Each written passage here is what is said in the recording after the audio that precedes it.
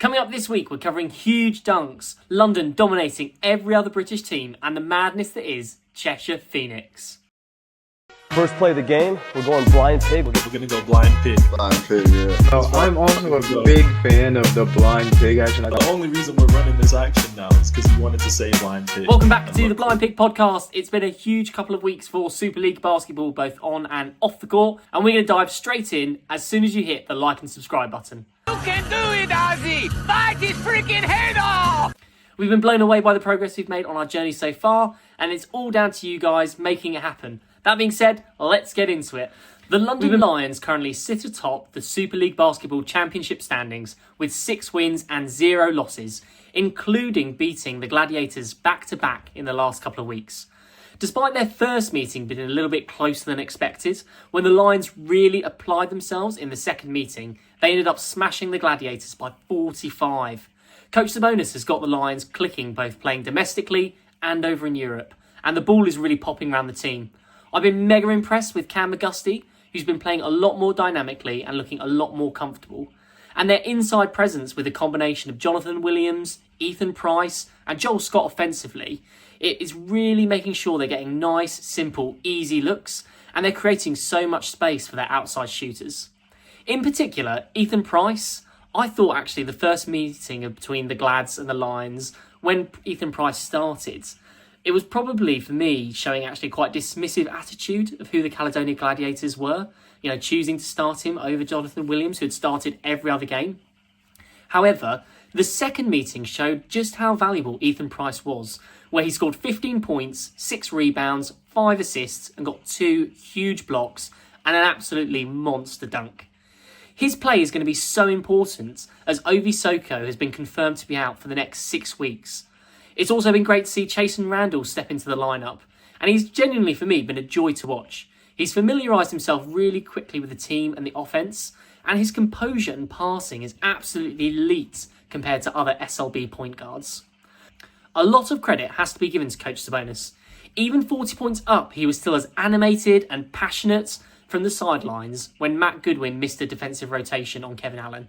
So whether it's, the youngest player, the last man coming off the bench, or the first man up, Coach Sabonis is really making sure this mantra of giving our best effort on every play. And you could see him on the broadcast calling out at points to people. Why did you do that? Why did you do that? What's the read? Run the play.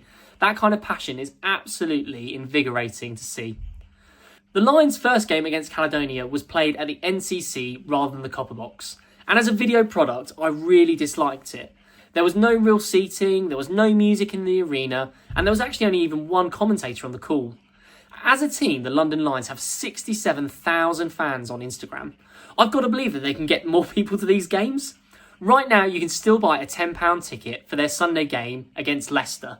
Let's go out, support the Lions, buy a ticket, make it impossible for them to play at the NCC ever again. I'm not ready to say that the London Lions are unbeatable. Even in their 6 games, they're still yet to play Sheffield or Manchester or Surrey. Plus, Leicester have retooled massively since they last played. Moving on to Cheshire, who are now 0-3 in revenge games. Cheshire have come out victorious in the return of Maceo Jack. They've beat Cam Holden in his house in Bristol and twice slain the Sheffield Sharks, who beat them in the playoffs last year. I want to chat a little bit about Bristol first, who actually I thought put up a really good fight against Cheshire a couple of weeks ago. Their offence obviously struggled a little bit right out of the gate, but they really pulled themselves back up and made it a really competitive matchup. Really, for me, the Achilles heel for Bristol in facing Cheshire was Cam Holden trying to get individual victories over a team win. Now, what do I mean by that? Well, it felt like when I was watching the game, he was making defensive switches on the fly, trying to match up with Skylar White or LaQuincy Rideau, and trying to take them on one-on-one. The same was true on the offensive end, where he got baited into letting the ball stick in his hands and trying to take people on and going to the hoop and making plays that he doesn't really make. It was absolutely great TV to see them elbowing each other, bumping each other, talking all that junk and all that smack. But in truth, if he played the game at points as a team rather than an individual, I actually think that Bristol could have come out victorious in this meeting. In their next fixture, I'm expecting Cam Holden to be more disciplined, and I'm ready to back Bristol in the rematch between Cheshire and Bristol. But speaking of being disciplined, Sheffield have lost to Cheshire twice now, including their last loss on Sunday, where they went from being 16 points up with 5 minutes left in the third quarter to a 19-point loss. That's an absolutely ridiculous 35-point swing in 15 minutes. And I want to look at this game through 3 lenses. How is Cheshire playing well? What Sheffield is doing wrong? And unfortunately, referees. For Cheshire, there's no doubt that they're really starting to build confidence and momentum, which can be a really interesting thing in basketball and make up for a huge amount of deficiencies. I think they're riding the hot hand really well between Michael Diggins and Frankie Poliacelli, and obviously Pat Robinson has been an absolute revelation for Ben, making Greg Wild absolutely expendable as the 4th string guard on this team. They're also really just leaning into their identity of just being dicks. Ben Thomas is straight up Littlefinger from Game of Thrones. Chaos. A gaping pit waiting to swallow us all. Chaos isn't a pit. Chaos is a ladder. Yes, they flop. Yes, they're petty. And yes, LaQuincy Rideau is doing way too much extracurricular stuff. But truthfully, if you ain't cheating, you ain't trying. And the play where Skylar White is pointing out to the refs that Atiba Lyons is on the court has real shades of Chris Paul getting someone a tech for having their jersey untucked. You want him to make this free throw. Well, Minnesota just got dinged for a delay of game. Minnesota. It's the second. It is a technical foul. And Ryan Saunders, you see, the head coach there for the T-Wolves, looking for the explanation from Scott Foster. And wow. Gallo will go to the line. Now that's big. They made it. So Adams launches it to shooter, catches, and It does absolutely nothing to endear you to the rest of the fans across the league. But if you're a Cheshire fan, you absolutely love it. All I have to say is, what goes around comes around. So don't be a pussy and down the line start complaining about the calls when people are getting away with stuff that's your MO. Look no further than LaQuincy Rideau's IG to see how he really felt about the Sheffield Sharks.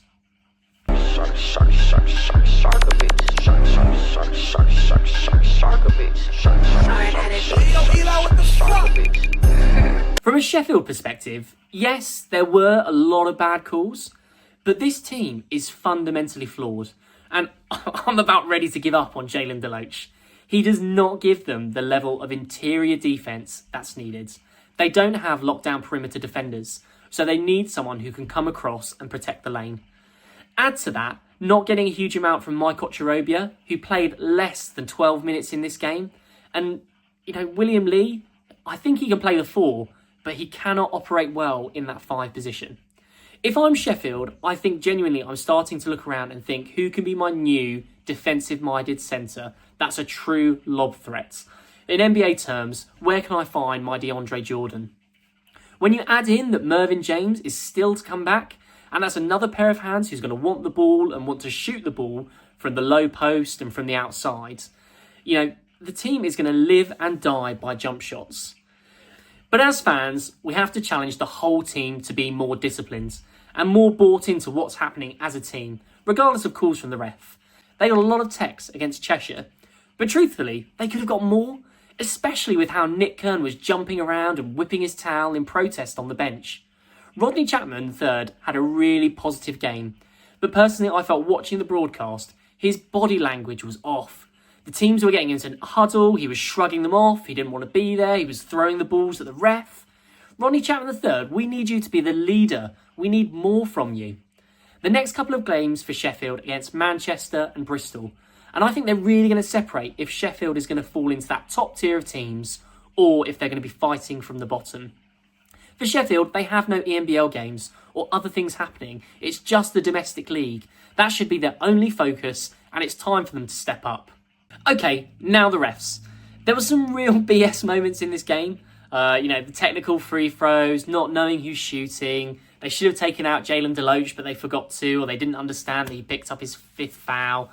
That's kind of crazy, and that's stuff that just can't happen in a professional game. But I want to pick in particular 3 calls that for me really showed the problems in this game. The first one comes as a foul on Rodney Chapman III. So Michael Diggins for Cheshire is bringing the ball across halfway. He passes the ball to LaQuincy Rideau and then just straight up runs into Rodney Chapman. On the call, they described Michael Diggins as being like a bowling ball that was hitting the pins. And somehow, Chapman gets called for the foul. That is just an example of like a one-way call. You know, the whole night they were calling crap like that on Sheffield. And they didn't call anything like that on Cheshire. The second moment that I think really defines this game is Jordan Ratinho, who was playing really solid defence, who got a clean block on someone, but somehow got called for a defensive foul. And then just after putting his hands on his head, somehow picked up his second technical in the game. That was his 5th foul, and he was gone. And the final play that I think just like defines how poor the refs were Mike Ocherobia picking up an offensive foul against Skylar White. As Mike Ocherobia is running down the floor, Skylar White takes a position that's not in front of him. You know, it's kind of to the side, diagonal, and then does the hugest flop I've ever seen to smash himself, Shai Gilgeous-Alexander, to the floor. And Mike Ocherobia gets called for an offensive foul. The refs have to be able to take themselves out from the crowd and out from the atmosphere and all of the extra stuff that's happening and the noise and just call what's happening on the floor. There's no doubt in my mind that this game was an example of them being influenced by the situation and by the crowds into making calls. The refs are never going to be perfect, but they need to be better. The dispute between the SLB refs and the organisation itself obviously is still in flow. We know that there are things other than just, is this an unsanctioned league? Referees are fighting for better pay, better conditions, and so lots still needs to be discussed. However, as a community, referees need to step up and be better in this environment. Finally, I want to round off talking about Manchester Basketball, who have now lost 2 games this season to Surrey, who clearly have their number. In the last show, we called on Manchester to make use of their 3-week break in October to really establish an identity. Well, they didn't. Instead, during this game, we got a Max Jones heater, and that covered up that the coach has no idea how to handle this rotation. In this game, Matt Nicholson came off the bench, and we also saw the return of Kane Henry in the starting lineup, which split the minutes between different players even more. Kayam Cleary went 2 for 10. Ozoboyen missed all of his shots. And the crazy part is, their first 4 games were potentially the softest part of their schedule. In the next few weeks, they're going to play Sheffield twice, they're going to take on Cheshire, and then they have a Caledonia game squeezed in between. During that time, they'll look to move above 500, but honestly, I think it's going to be tough to do so. When I think about last season and the impact the coach could have to inspire the players to play defence and to really be together, we can really see what's lacking this season. And we're calling on the coach to make a few changes and to pick a direction in terms of what his squad wants to be. If Manchester really do have visions of competing in the BCL next year, then they need to show this year that they can be a dominant domestic force. Rounding off, looking at the standings, Caledonia are fighting to get out of that last spot. They've lost significantly more than the other teams. But for me, one of the real positives this season has definitely been Bristol, who is still looking really positive on 4 wins and 2 losses and doing really well in their EMBL campaign as well. The next couple of weeks are going to be really, really interesting, and we're looking forward to see how these standings shift and move in the coming weeks, particularly as we march towards trophy games being played as well.